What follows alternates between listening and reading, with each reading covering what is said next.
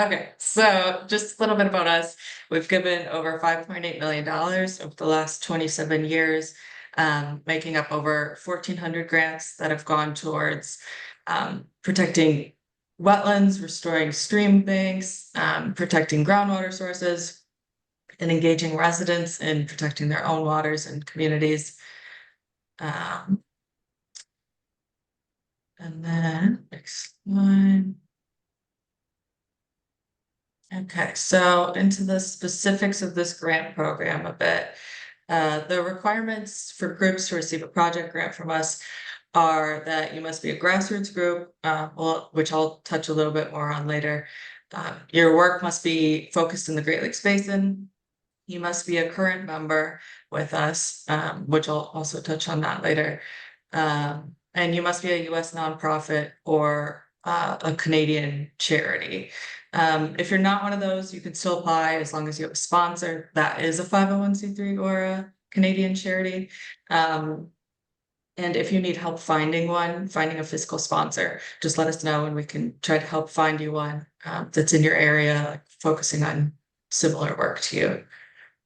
So just let us know. And one thing that's not listed here, I guess also that's a requirement, is that all of your past due grant reports must be submitted in order to be eligible for another grant. If you aren't sure if you have any outstanding grant reports, call or email Lori and she can help you with that.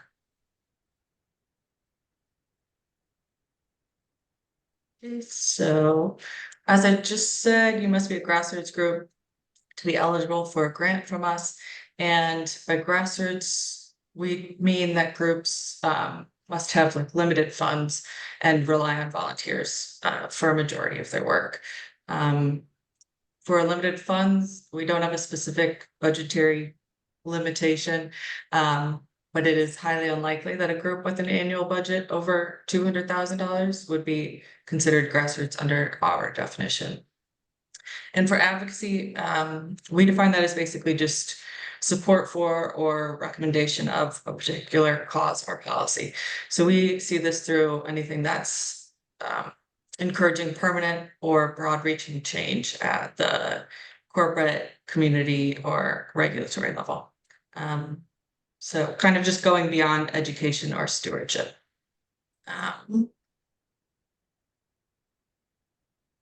So types of projects we fund.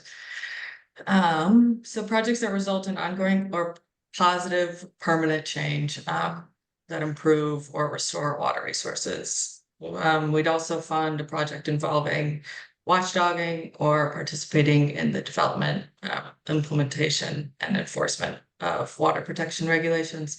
So that could be local, state, provincial, or federal level. And lastly, projects that create opportunities to strengthen citizen involvement in protection and restoration of their waters. And you can also go to our website and look at past grantees and kind of read about their project summaries. And that could give you an idea too of types of projects we fund. Okay, projects we don't fund. So that includes governmental functions or quasi-governmental functions, like conservation districts. We don't fund any lobbying activities. We don't fund projects that have already been completed. We don't cover consulting services for capacity building or strategy development. These services are available through our staff, through our coaching and consulting grants, which I'll touch on those in a second. And lastly, we don't fund partisan election activities.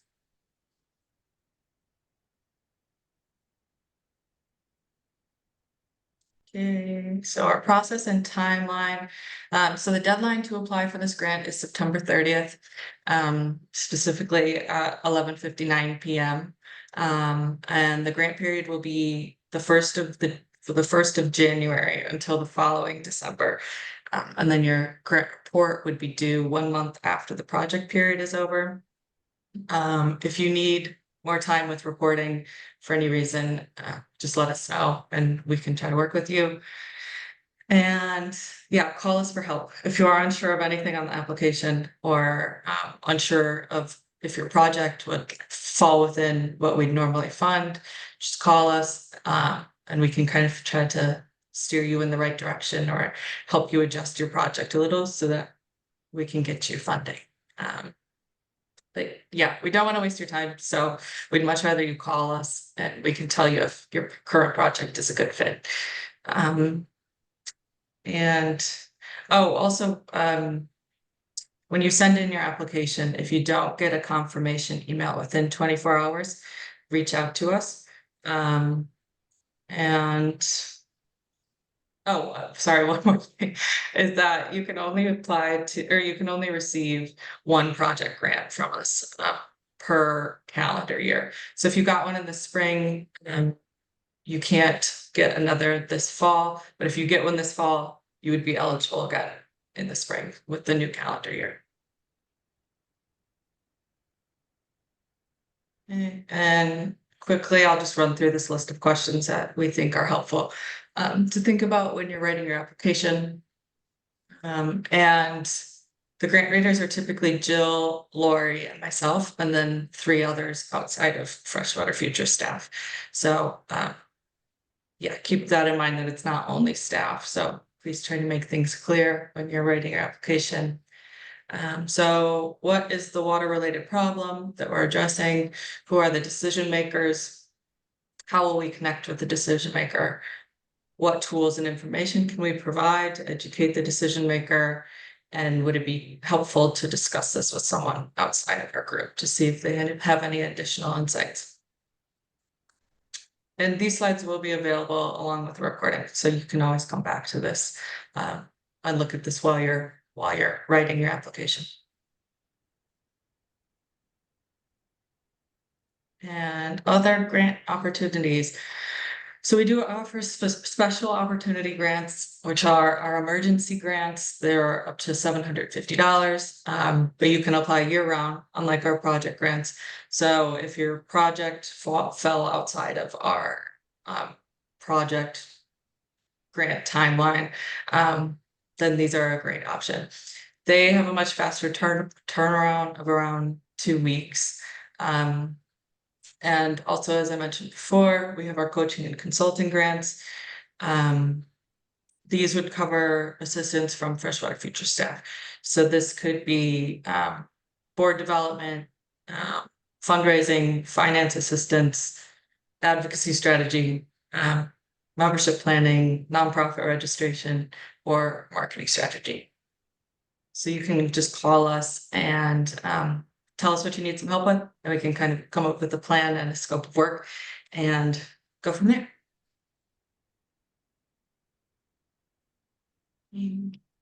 And lastly, membership benefits. So as I said before, to receive a grant from us, you must be a member. And with membership, you get to participate in networks to exchange information with orgs working on similar topics to you. You get discounted consulting assistance from us, and you get access to trainings, resources, and toolkits. We are not a foundation, so we raise all of our funding. So membership is one of the ways that we can continue to be able to offer grants. That's the end of my slides. I think I ran through those faster than I thought I would, but you can feel free to contact Lori and I again at the emails listed on screen or call us at any time. And we know once you get started on your application, you'll probably have more questions. So just reach out because that's what we're here for. So thank you all for listening, and feel free to hop off, or if you have any questions, stay on. Yeah.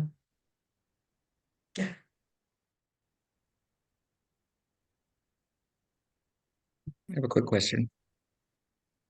I have Go a ahead. quick question.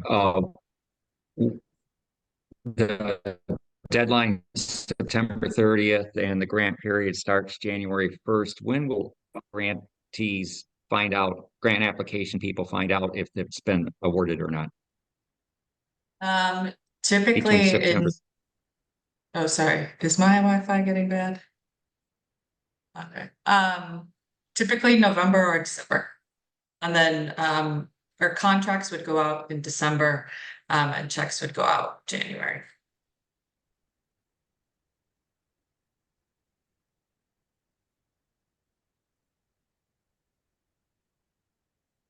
Any other questions? Yeah, Yeah. quick question. Um, it sounds like Girl Scouts in Northeast Ohio would not be eligible because of our size, would cover 18 counties. So our budget is well over what you said. Could individuals or individual troops or groups of troops apply for a grant for their project? Jill? Yes, that is possible. If the council was willing to be their sponsor, we do have to, send the check to a C3. Exactly. Mhm. Okay, Yes, so thank if you. they have a project and it has an advocacy component, sure. I have a question. Can you hear me all right? Mhm. Okay. Yeah, go ahead, Keith. I'm Keith Tremont from Township Neighbors Network. I'm currently in the Detroit area, but the network operates, and I live up north in along the Antrim County, Michigan shoreline from Elk Rapids to Norwood and inland up to what's called the chain of lakes. The current project that we're putting together is a state designated trout stream that unfortunately went dry. It's been tested to be clean and hospitable for trout, but obviously if you don't have water, you don't get fish. And through a variety of means, we have figured out that there's a extremely large beaver dam right at the headwaters that has been there apparently for decades. And we've gotten estimates of what it would cost to remove that. Is that kind of a project, one that fits your funding model? Not really. It's a good project, but we reserve our funds because they're so small for those advocacy projects. We used to be able to provide some funding around restoration projects such as yours, but we don't have that funding available anymore. Okay, this is not an advocacy project. We're actually doing this. I So- understand. We only fund advocacy though. Oh, you only fund the advocacy. Can you help me understand the difference? Well, advocacy is like you said, you're gonna figure out how to get that beaver dam out of there and restore that stream, which is extremely important. But in our program, we fund advocacy efforts to change policy or behavior going forward in the long term. So we're really looking at those sorts of things. Okay. I think Victoria had a question. Yeah, I have a couple of questions, but with regard to Keith's question, just for clarification, if it's not a done deal yet, that they are committed, whoever the authorities are, to remove that dam, wouldn't Yeah, public you're right. advocacy do If you that? have to advocate to the powers that be with whoever owns that land, then that is an. Well, in fact, that's where we are. No work has been done. We worked with a number of experts to even figure out what is going on that made that stream stop. But there's nothing on the ground. All we got was an estimate of what it would take, and we're now in the fundraising and I would say advocacy part of that to make that happen.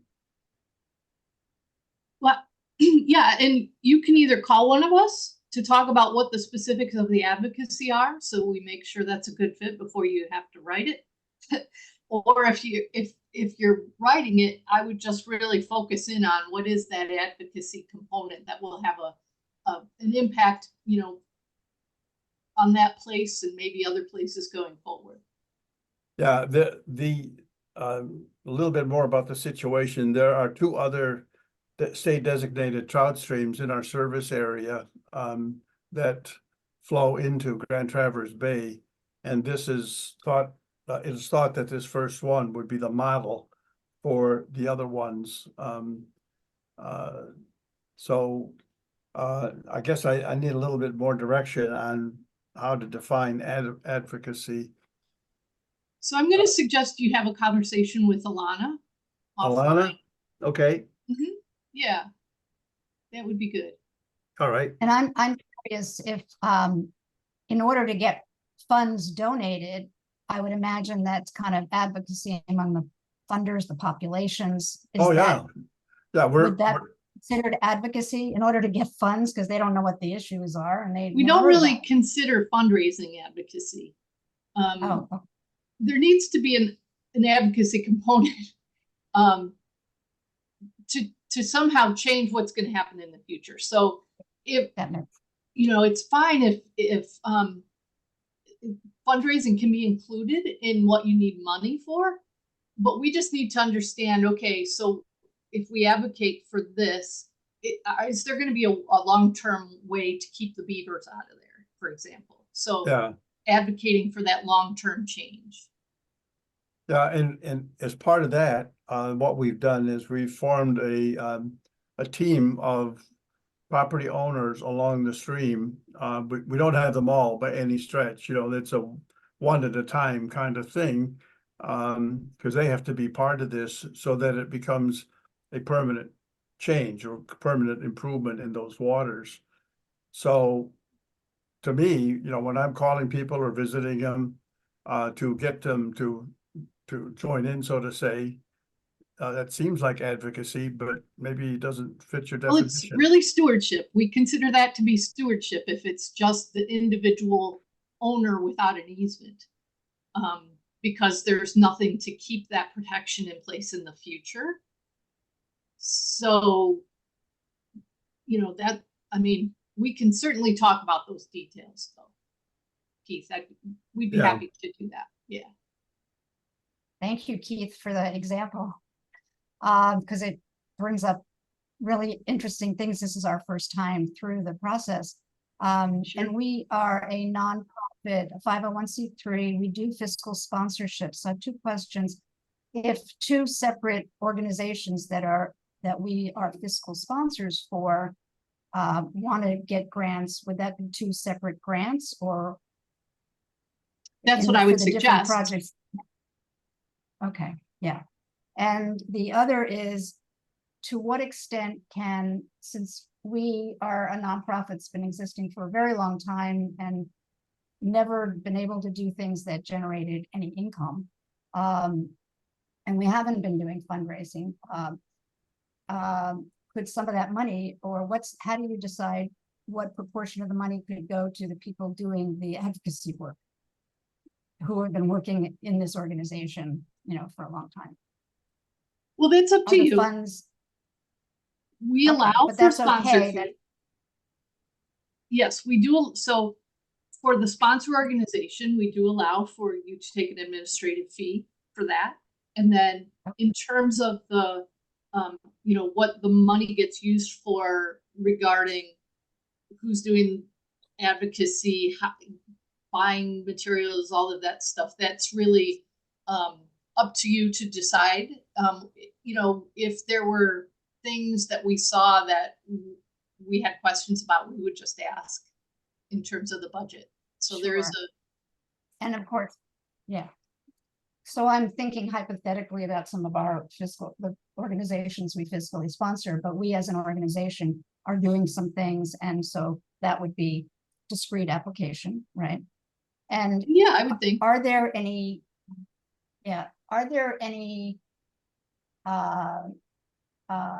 rules of thumb about what you pay for certain people? Is there a place that we can go to look at what the rates should be that we would put in for the application?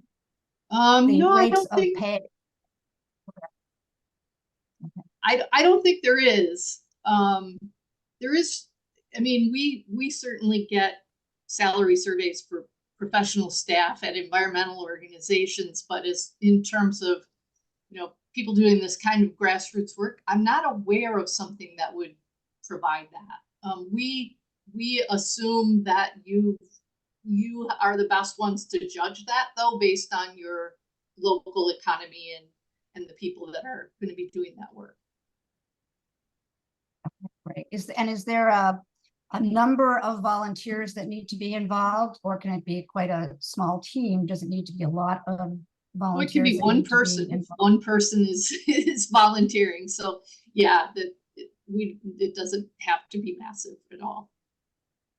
Okay. That's great. And if I have other questions, I'll call Alana.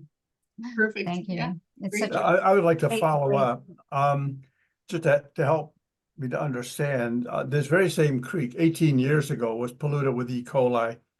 And our organization led the effort. It turned out there was human waste being applied in farmland that polluted the creek. It was a several-year effort, and we got that stopped.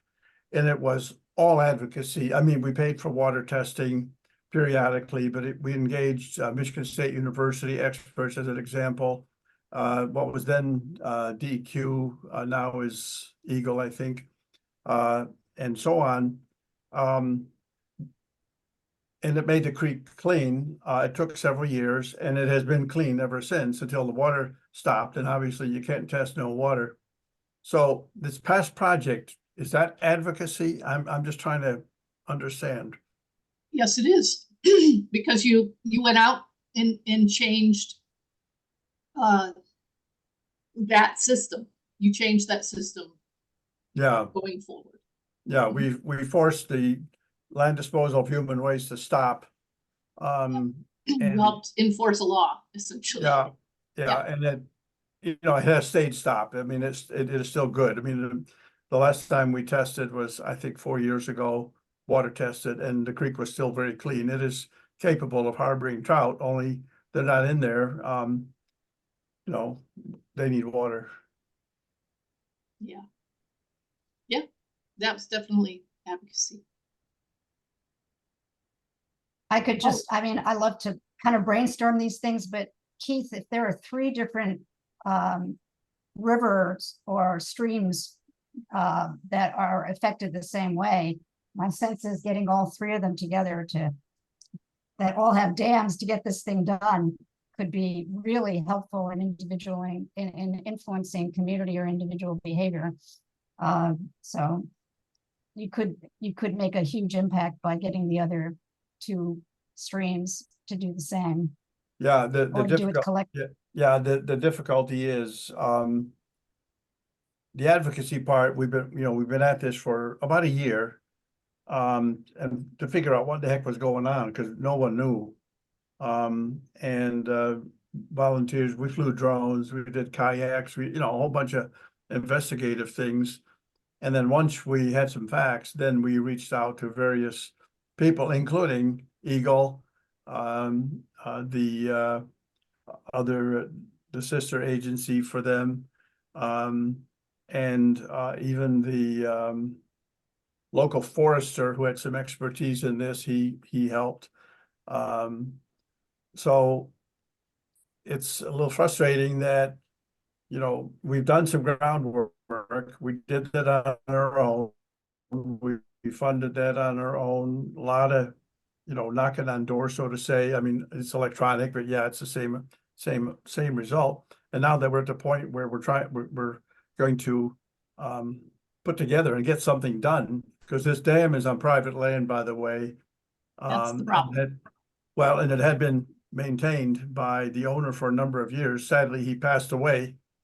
And that's when this whole problem emerged, but it affects the whole area. It's about a 1 square mile roughly watershed. So, it's frustrating that right at the very point that we may be able to get this done, there's no funding. And actually, you folks reached out to us. And that's why I joined, because I thought this would fit your model. So basically what I'm hearing you say, Jill, you're the boss, is we'll have to do our own fundraising. One of the possibilities, the DNR has dam removal funds. We haven't applied yet. It's a very complicated process. And of course, we do raise our own funds. So, and we've also been able to get some of the owners, it's 2 so far, who are willing, in fact, one has already done it, put in conservation easement to never develop the shoreline of this creek, and we're encouraging that for other owners as well. I'm not sure if that constitutes advocacy. Well, I'm happy to talk to you more about it, Keith. Okay, I just don't think we can get to the detail needed on this call. okay. Yeah. And so I just want to check in. I saw other people trying to ask some questions as well in the chat. Alana, have we answered those, or were there others that we could answer while we're here? I think they're all answered as far as I'm seeing. Greg's question was just about the timeline, and Vanessa had asked about if spring grantees can apply in the fall, and I said no, we can only do one per calendar year. We encourage you to apply next spring. I have another question. Yeah, Greg, go ahead. First of all, I think what you're doing is really nice. And our group just joined today. I'm the treasurer for White Lake Association, which is a group that's on all about protecting White Lake and the estuaries and the water that flows into White Lake. I know Tanya pretty well. Okay. Yeah. And we are celebrating our 10-year delisting this year. So she's heavily involved in that. About how many grant proposals do you get and would you like to get each year? What, because you got a lot of money and you're kind of like want to be good stewards of all that money. I'm just kind of curious from your management standpoint, like how many grants are you getting and do you like to get to review and things like that? Sure. Well, just one myth to dispel, we don't have a lot of money, but we do raise it all so we can give it away. This year we had for the year we had about 250,000, almost 250,000 to give away through 5 programs. This is our main program, but in this program we had about 115,000 to give away. Okay. We generally get between 20 and 40 applications. We don't have a number we would like to see. We want good applications so that we're not wasting people's time. And by the way, anybody who joins and then you decide you don't want to put in an application and you'd rather have your money back, we're happy to give it back. This is not a scheme to get money. So it's more of a buy-in to our organization. We work with about 2,000 groups. So we're only funding a small fraction of them every year, but the membership helps us be able to go out and raise this money. That's all it does. And so it also helps us really feel we have a set of groups who we're really working more closely with. So that's, from our perspective, it's really about how can we get great applications that fit our really specific niche. This niche is the reason we're really focused on advocacy is because we don't know of anywhere else you can get those dollars.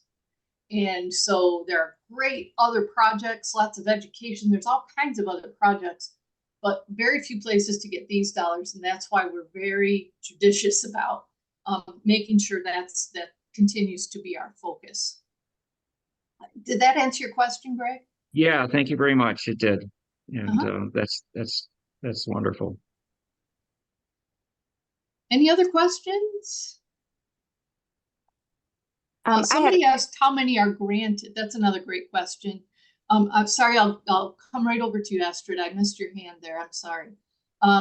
We grant between 10 and 15 in each cycle. So usually 10 to 15 in the spring and 10 to 15 in the fall, which means we're not soliciting a huge number of of applications, right? We're not out there trying to get the most applications we can. We want to get the ones closest to the mark so that we're not utilizing people's time in a way that isn't helpful.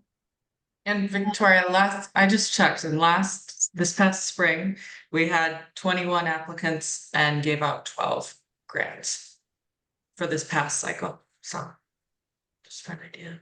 Astrid, I'm sorry it's taken me so long, but go ahead with your question. So I have I'm part of an organization called Young Innovators, and it sponsors kids to do First Lego League, which involves like an innovation project, and this year's the ocean. So I was just wondering, are you looking for grassroots organizations that like we're going to be doing this year after year after year, or would you sponsor a group of kids who have a really great project, but outside of the period they would likely not be focusing on the ocean? That was my question. Or I'm sorry, Great Lakes. Yeah, so yeah, we will, one-offs are great. If you know, if a problem can be solved in a single grant, beautiful. It's rare, but we love that. If it's a longer term thing, we're happy to stick with groups because we know most projects don't happen in a short period of time. So yeah, you just have to make sure that it's that advocacy component. Obviously it does have to impact the Great Lakes Basin. Great, thank you. Uh-huh. Any other This questions? is a great group. I love all these questions.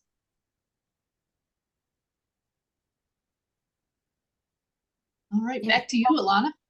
If nobody else has a question, I do have another question. Since we're involved in bioregionalism, encouraging bioregionalism, and our ecoregion, you might say, is the Genesee Finger Lakes, but the entire Great Lakes Basin is the bioregion of bioregions, however the terminology might be. So we're connected with groups in Cleveland and Toronto and Michigan, all working in their own areas that impact the Great Lakes as a total area as well as their local area. And we are familiar with people who focus on rainwater and encouraging rainwater where you're not having rain, because in arid places you don't have rain because you don't have vegetation. And I'm not an expert in the small water cycle idea, but it's totally documented that planting a small forest or planting vegetation can create waterfall where it isn't right now. And for those rivers that are drying out, would that be a suitable project? It could be, as long as there's that long-term advocacy component that would basically protect that project, right? So it can't be one landowner who doesn't make a permanent commitment. Okay. But if there's a permanent commitment to keeping that forested area and that's what that stream needs, sure. Right. Well, if anyone doesn't know about Miyawaki forests, I know that there's a couple of organizations in the States, and I can connect you. Miyawaki forests are, maybe a fairly new thing, but MIY, I can put it in the chat. After 3 years of planting, and it's planted very strategically and scientifically in the various understories to create a self-maintaining forest. After 3 years of human work, not to need any more human work after that. And it's a self-maintaining forest, which is great news to know that you don't have to maintain it over time. It's not meant to have trails through it. It's meant to be a forest that's there for nature. And I can put my contact information if anybody's kind of intrigued and has a dry areas that need rain. This is one of those ways that's been proven to create rainfall. So, Yeah, that's really interesting, Victoria. Thank you. yeah, okay. Yeah, please do put it in the chat. Are there any last minute questions? And if you think of any after this, you can feel free to call us or email us. So Did Jacqueline have anything? I saw you come off mute for a second, I think. Yeah, I had a question. I was just gonna ask if we called like right after this call, because I had some specific questions about a project that I was hoping to like get money for. Is it okay to call right after this call so that I can have that conversation a little bit further, or would you rather go take a lunch or whatever? So just trying to be Either way. respectful. no, thank you for asking. But yeah, either way, either is fine. I can appreciate put it. this- Yeah, I can put our number in the chat. And I see And that by the way, forest information is in the chat now, if folks want to grab that. and by the way, on the Miyawaki forests, they can be as small as 30 by 30 feet. They can be quite micro and still be effective. Interesting. I think I've got that right, but it's, you know, surprisingly small. Yeah, it's interesting. And I think, and one of the projects that we're looking at is in a school, and having the students do the planting, and scientists do the architecting of what gets planted where. Nice. All right. Very cool. I have Well, one other final question, or oh, sure. Go for ahead. me. Yeah. Our chief science officer is going to be in Petoskey this weekend. Do you guys actually work out of an office in Petoskey, and are you open this weekend? We don't have an office. We don't have an office at all. We went Okay. virtual after COVID. So we're all Okay. over the region, actually. Oh, okay. Okay. So just your mailing address is Petoskey then. Yes. Yep. There And we is a- have a contingent of staff there, but not all of us. I see. Great. This Okay. is Leslie with Freshwater Future. Is it as part of the Michigan Forest to Faucet event? That your boss is going to be in Petoskey this weekend? I'm sorry, can you repeat that, please? There's an event in Petoskey called the Forest to Faucet with forest associations and conservation districts. Is that by chance the reason they're going to be in Petoskey? I think they're going to be up there for personal reasons, but you know, if you send me the info, I can relay it to him and he might stop by Oh, if that's that's okay. I can send you the info. It's just that there is a conference with a lot of conservation organizations in Michigan. So it's a conference. yes, Okay. yes. I was just curious if it was part of that. So because we are helping with a tour for a water plant, which will be fascinating. So anyway, just wondered. Oh, no, he said, yeah. No, it's for something else. Yeah. Sure. Okay. Thanks. Okay. Any other Right. questions? Okay. Well, thank you all for coming. Thank you for your great questions. And yeah, feel free to call us with anything. So have a great day. Thanks for joining. Thank you. Thank you. Bye. Bye-bye.